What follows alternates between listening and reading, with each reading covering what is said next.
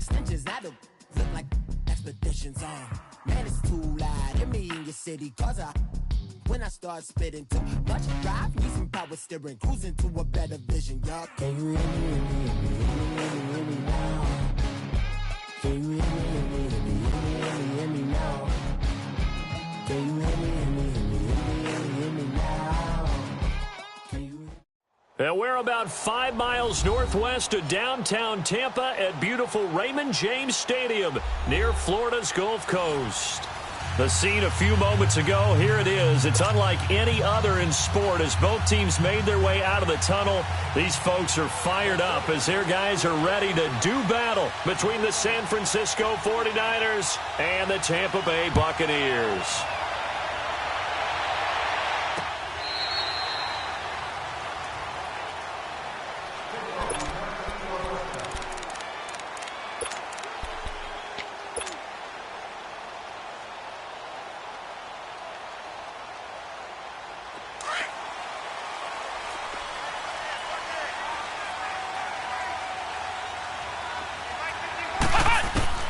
On first down, Boykin throwing for his running back, and he's got him complete. And they work this well upfield across the 45. A nice gain of 21 yards. They've got good playmakers on the offensive side of the ball. I don't know what happened last week to really hurt their performance and hold down their production, but I would dare say that this week in practice, there's a lot of talk about how they're going to increase their proficiency. And that was a good start getting the playmakers involved. You mentioned that to me pregame. That's what they did there. Yeah, I think a lot of people think the coaching staff really gets on them, and that's how they motivate them. Most of these guys are self-motivated. They have a lot of pride in their performance. Back-to-back good plays have them on the move on first down. Throwing here, Boykin on first. And the Niners get there and bring him down. DeForest Buckner in there to get him for sack number 9 now on the year. Now following the sack, they'll look to make amends on a second down and 17.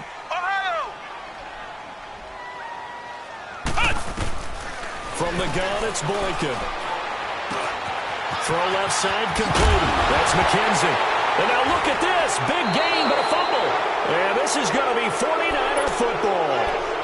The psychology of the game never ceases to amaze me because you would think there would never be a fumble from what we hear from coaches all the time, right? And how much they practice not fumbling. Practice it, preach it, talk about it all the time. You would think no one would ever turn it over. Yet they are humans out there running around, and we just saw another one. Opportunistic by the defense. Now the Georgia Southern man, this is Jerick McKinnon. And he'll fight forward to about the 27-yard line. Give him 3 on first down. It'll set up a 2nd and 7. 21.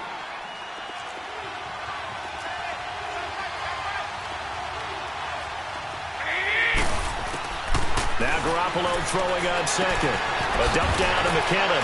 And they'll take him down at the 31-yard line.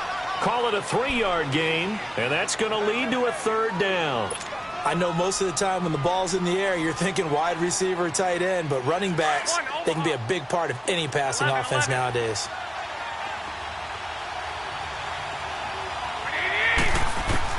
From the gun on 3rd, Garoppolo. A dump down to McKinnon. And now running right through him. It goes as a gain of 8, and it moves the chains. I'm not sure that this play was designed for him specifically, but they got through the progressions and got the ball to him. So, second catch on the drive. He may not be a primary guy, but they definitely want him involved, don't they? Absolutely. This early, the opening drive, as you said, 2 catches. So, if they can get him going in the passing game, that should open up his running game, too. So, from the 39 now, they'll come up on a 1st and 10.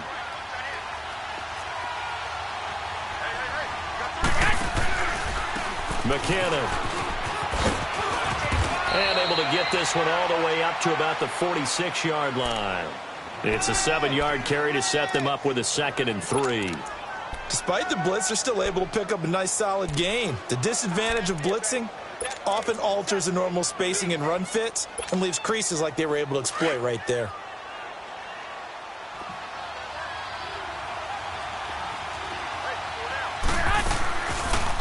interception. Garoppolo. There's the Washington Husky. It's Dante Pettis. And he's got this to the 30 before being taken down. That one goes for 24 yards. So from Buccaneer territory now, it's 1st and 10 at the 30-yard line. They'll run it now out of the gun. Touchdown, 49ers.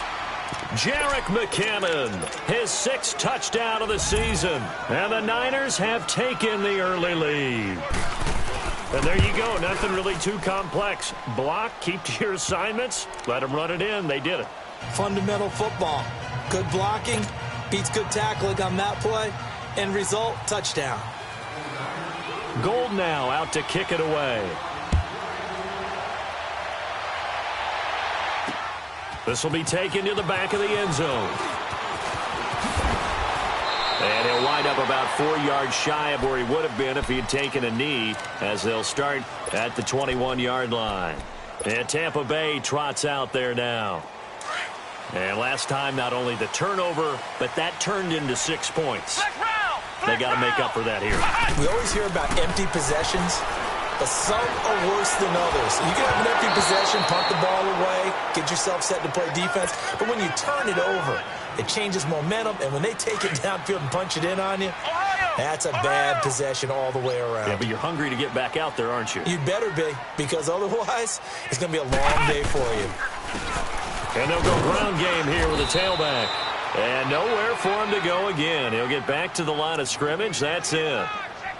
No gain on that one as it brings up a 3rd and 10.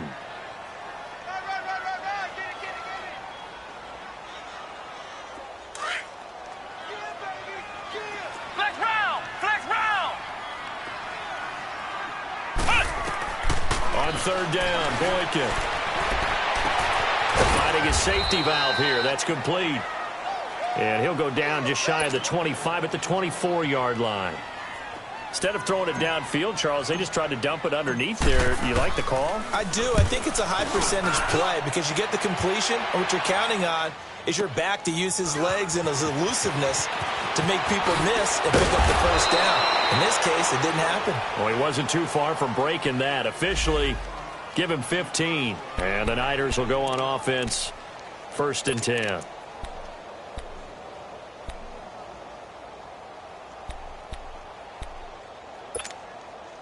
And San Francisco gets set to go here. And still a lot of football to be played in this season. We're only in November. A lot can happen between now and January. But if it ended today, they would just be on the outside of the playoff picture looking in. So a lot to fight for. Yeah, and wasn't it interesting in our meeting with the coaching staff that they all made sure to let us know, we know where we are right now, but the playoffs don't start tomorrow. We still got some time, and they plan on putting it together, formulating a streak, got the whole month of December still left to play.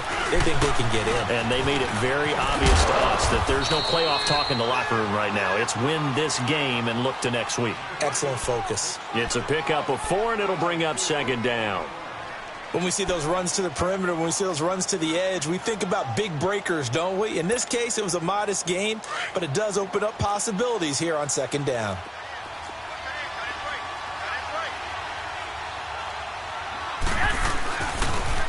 Toss play to McKinnon. And he will lose yardage back to the 34-yard line. That'll be a loss of a yard, and it leads to a 3rd down.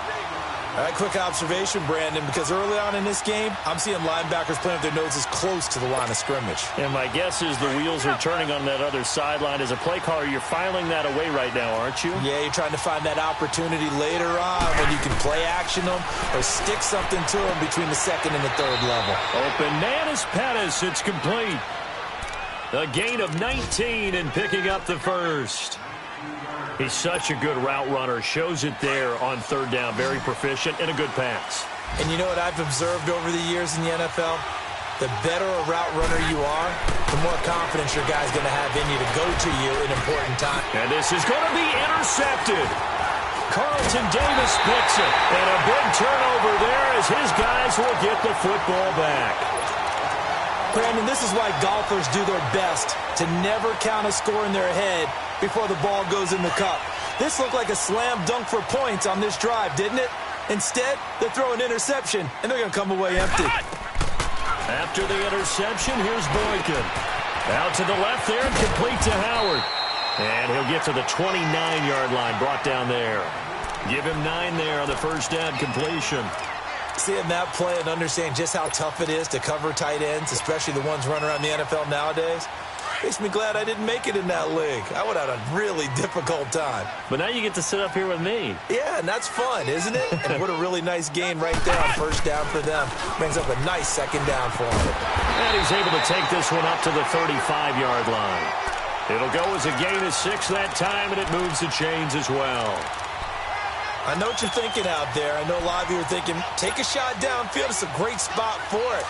I'd say maybe later in the game, definitely in the second half. But right now, I think they were just trying to get some momentum built. Get a first down, pick it up, and keep moving. Back now with Charles Davis. I'm Brandon Gaudin. It's the Bucs in possession of the football as we begin the second quarter. And they've got it here with a first down.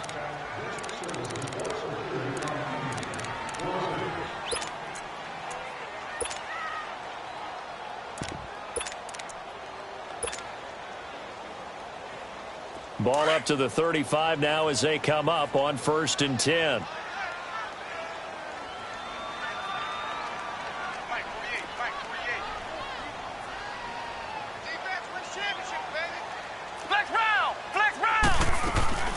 They'll run it now out of the gun. And this defense not giving him anything there. Maybe a yard up to the 36. They tried a quick hitter inside, but that one was swallowed up because what they're hoping, those big defensive linemen will take the bait and move laterally and open up a crease that they can run through. Didn't happen on that play.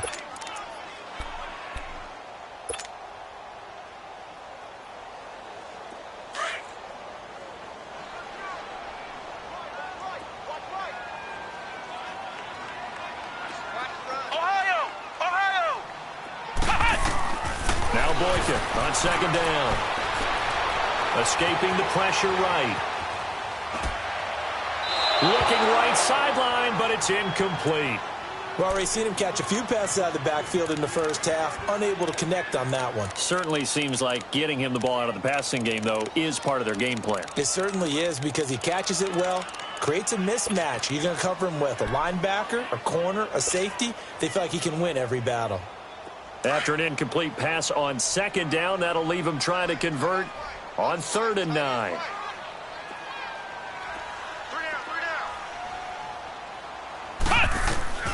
From the shotgun, Boykin eluding the pressure right. He's going to find his running back. It's complete. And able to rip off a big chunk of yardage before being dropped inside the 40. A gain of 26 on the 3rd down conversion. This offense finding its legs now. Here's another 1st and 10. They'll run it now out of the gun. And he'll go down at the 28. It'll be a pickup of 10 yards. And that'll bring up a second and just about a few inches here. On any explosive run, you can almost feel the ground shaking, and that's from the offensive lineman creating space